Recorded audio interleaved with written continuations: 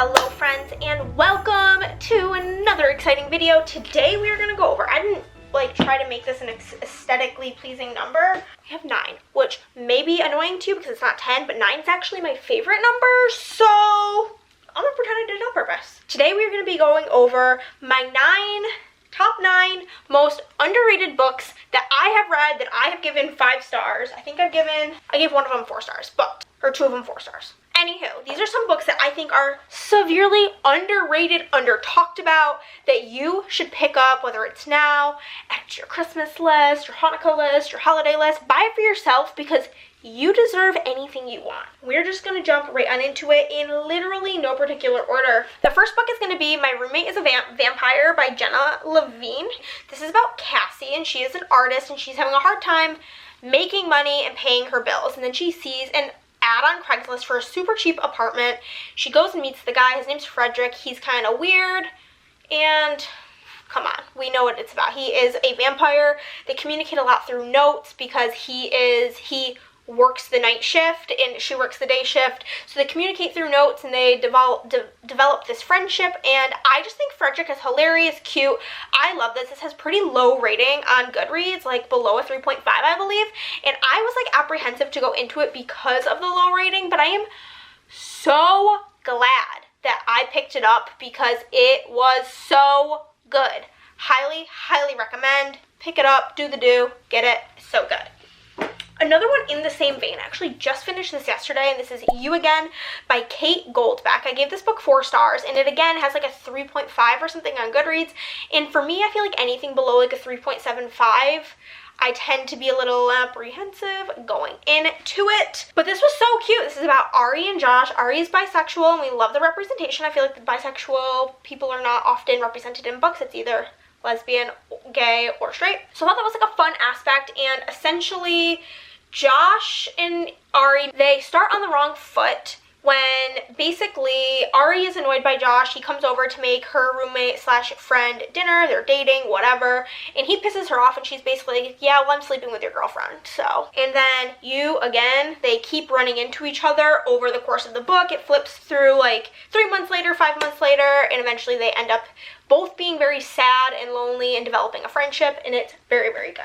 Next book I gave 5 stars is Adelaide by Genevieve Wheeler. I will say, check trigger warnings before going into this book. It has lots of talk about self-harm, unaliving yourself, depression, mental illness, things of that nature. So if that is not something that is going to be healthy for you to read, don't read this one. But if the topics are something you can handle, I do highly recommend. This is about our girl named Adelaide, and she is an American living in London, and she meets a guy named Rory, and he's basically giving her the runaround at all times, being really shitty to her, a horrible significant other, a horrible boyfriend, and it's really about through the time her realizing her worth, in that she wrapped so much of her worth up in this man and what that did to her and her self-esteem and her life, and it's really heartbreaking. I read this book while I was at a board game convention, in the hotel room in the evening, and I was crying. It was so, so heartfelt and so, so good. Next book, another surprise 5-star for me, was The Last Chance Library by Freya Sampson. She has 2 other books currently out, and I have purchased both of them, so I'm interested to see if I like this as much. Basically, this is about our girl named June Jones, which, if you are a kid of my generation, a millennial, you must be thinking of her as Junie B. Jones, because I was.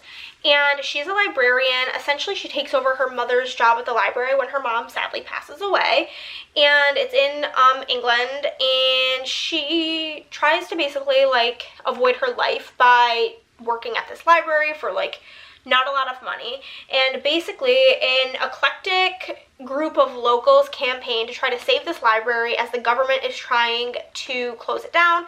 There's a slight little romance going on, but it's mainly about the residents of this town banding together to save the bookshop. This is another one that had me sobbing. I was laying in bed, and my husband looks over to me, and he's like, "Are you good?" And I'm like, "No." Crying so hard reading this. So hard. And yeah, it had me feeling all sorts of things. And then I messaged one of my friends because she actually de-stashed this book to me. I'm like, "Did you read it before you gave it to me?" And she's like, "No, why?" And I'm like, "Girl." She's like, "Well, I have it on my Kindle, I'll read it." And she also was like, 5 stars, so good. Highly recommend. My same friend that I read that one with, my friend Christy, we also just buddy read One of Us Knows by Alyssa Cole. This was my lowest rated book on my TBR, and I gave it 4 stars, and she, I think, gave it 5 stars. Honestly, I kind of want to go change my rating to 5 stars just to balance out all the people giving it bad reviews, because I don't understand the bad reviews.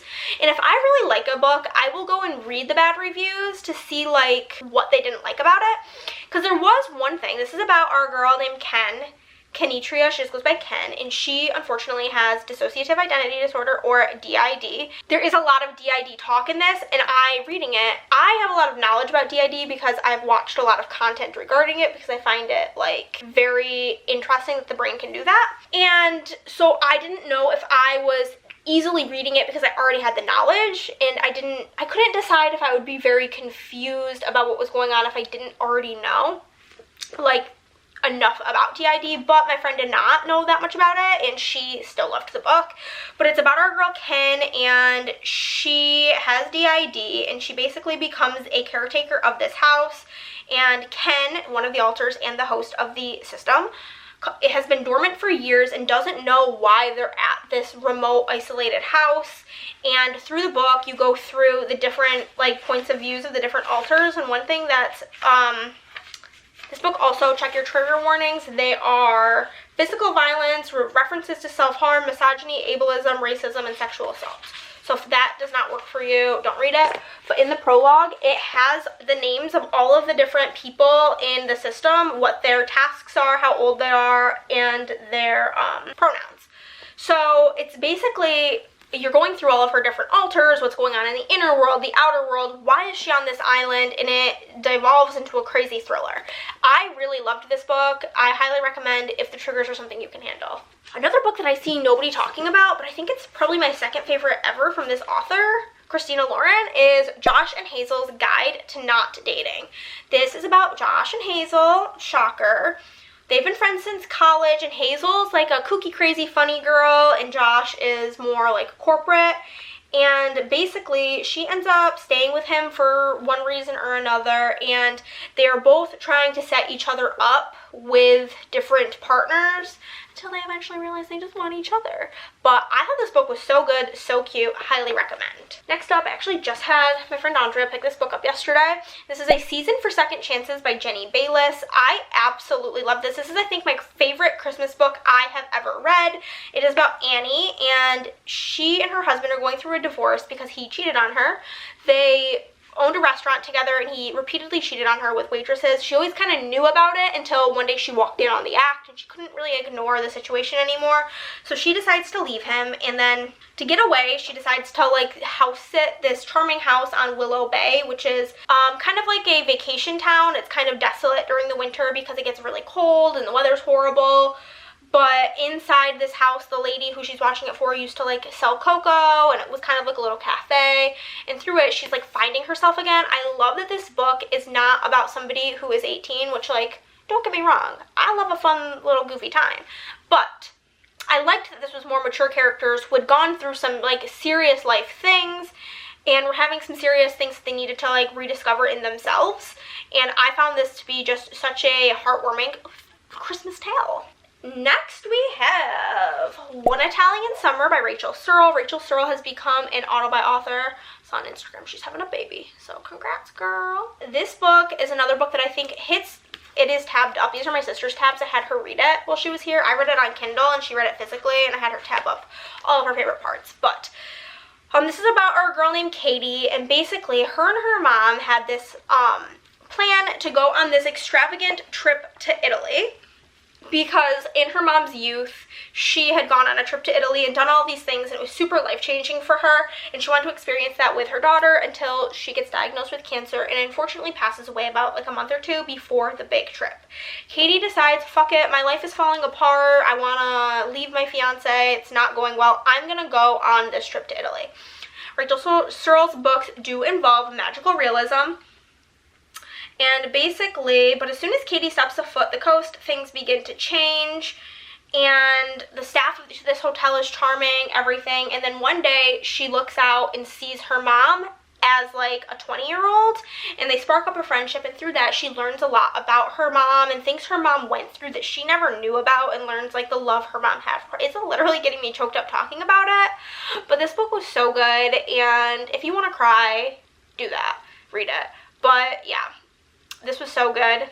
My husband and I went on a belated honeymoon to Italy, and I read this on the island of Venice, and I think the like atmospheric time to read this also added to it, but so good. And then the last book is the book that is my current Roman Empire of books, and that is The Measure by Nikki Erlich. This is about a whole bunch of characters. I think there's like 7 or 8 different point of views, and basically this is a dystopian book set in modern time where one day everybody over the age of 22 receives a box, like a wooden box on their doorstep with a string in it. At first everybody's like, what is this? Like everybody's string, their names were like engraved on the box, was a different length, what's going on? Through time they learned that the length of the string determines how long your life is going to be. And with science, they end up like having websites where you can put in how many like inches long your string is and how much longer you have to live. And through it, you're following different characters. You're following like a couple that's boyfriend and or they're lesbians. This girlfriend and girlfriend couple. You're following a spouse. You're following a politician. You're following some people in the military. You're following a doctor. You're following a teacher. All these different people and their decisions on what to do in this situation. This is another one of my book club picks. But basically, some people are deciding to not look at their strings, and then some people are put in positions where they have to look at their string because their job is forcing them to, and some people's strings get looked at by others without their consent, and what do they do with this information?